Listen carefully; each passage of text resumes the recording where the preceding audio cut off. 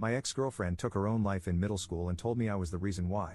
I spent the rest of my life traumatized trying to heal, but now 8 years later, I just received a friend request from her. Posted by you/the_drunken_otter. In 8th grade, I, 21M, met this girl, North.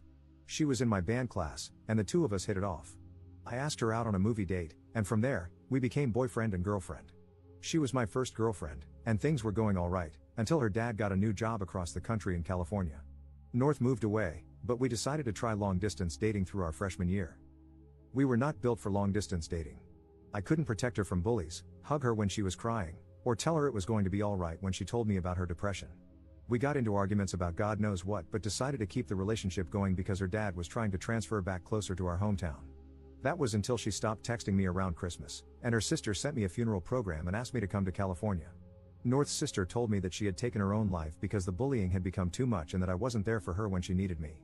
It broke my heart that I couldn't go to California for the funeral, and for the past 8 years, I've mourned her loss. I spent my entire high school career trying to rebuild myself from all the damage. I went to meetings for people who had lost family members and loved ones. I went to therapy for 4 years to help process the loss. I had to learn how to become dependable because I didn't want it to happen again.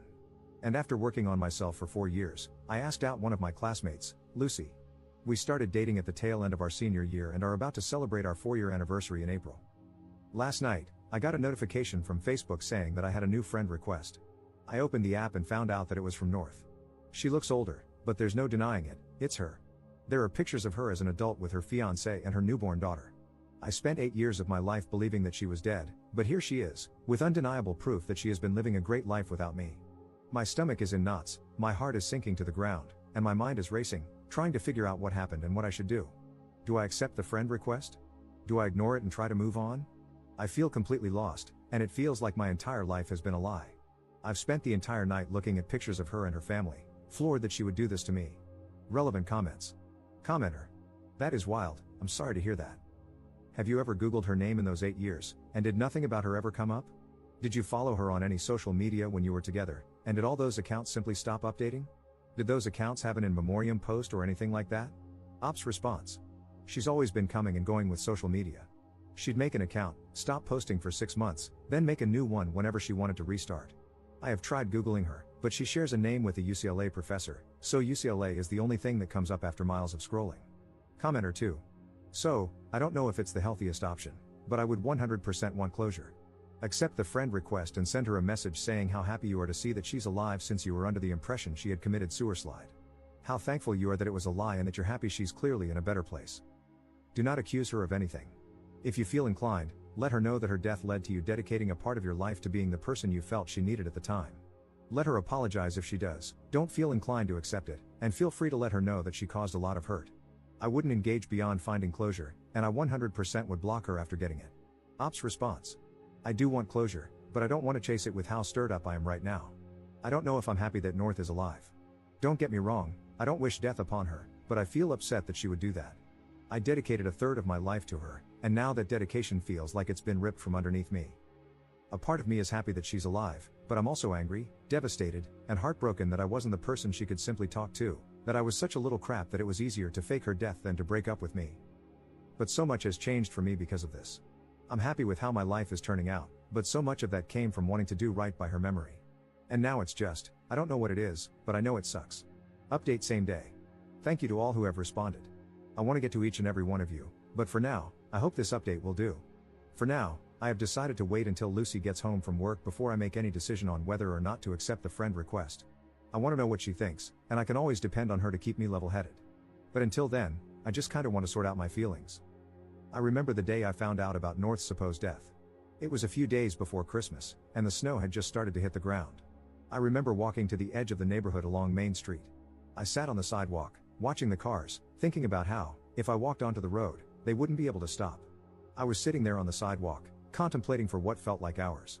It was there that I decided I wanted to keep living. It was the most important choice of my life.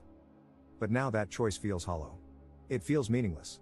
Every decision I've made since then has come from that choice I made 8 years ago, and now it feels empty and without promise. I'll keep you guys updated on what Lucy and I decide. Please don't think for a second that I plan to do anything drastic, I really don't, and I want to keep making that choice to live. But for now, I just need to figure out my meaning. Second update 2 days later. I accepted the friend request.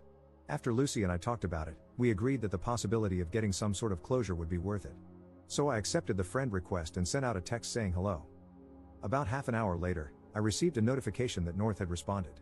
We started talking a bit, discussing how our lives had been. Turns out, she and her fiancé were in town visiting family, and it made her think about all the hurt she had caused me. She said she wouldn't feel comfortable moving on with her relationship without knowing if I was okay. She tried to apologize, saying that we were dumb kids and that it seemed easier to ghost me instead of breaking up with me. She told me all about how, in some messed up teenage way, she thought that giving me an explanation for her ghosting me would make it easier for me to move on, so she and her sister concocted the whole story. I told her about the years of therapy, the years of loneliness, and how guilty I felt when I started dating again. I told her how I used to think she was the one for me, even through the nights of arguing, and that she had hurt me more than if she had just thrown me away. And I told her that, in some weird way, I'm thankful to her. Her death changed me for the better, and I would not be the man I am today if it weren't for her. I then texted, having said that, I will not accept your apology. It's a shallow attempt to free your guilty conscience before you get married. If you were really sorry, you would have said something sooner, you would have apologized sooner, or you wouldn't have done it at all. You took the coward's way out, and I do not forgive cowards. She said she understood but hoped that one day I could move past the hurt she caused me and find it in my heart to forgive her. I took screenshots of the whole conversation and sent them to her fiancé. I don't know if he knows the story between me and her, but now he has enough of an idea that they can start that conversation. I hope they figure out how to move past it. After all, they look very happy together, and the mistakes of a teenager shouldn't affect her current life. However, I'd be lying if I said there wasn't a part of me hoping it crashes and burns. I know this is not the update some of you wanted. Some of you really wanted me to bully my way through the conversation or play mind games to mess with her. But that is not who I am, nor is it who I want to be. On the bright side, I can now truly move on from the relationship that cost me 8 years of my life and put the whole story of North behind me. Thank you to everyone who helped me find the courage to face this head on, thank you to everyone who sent kind words, and thank you to the guy who DM'd me the number for the sewer slide hotline.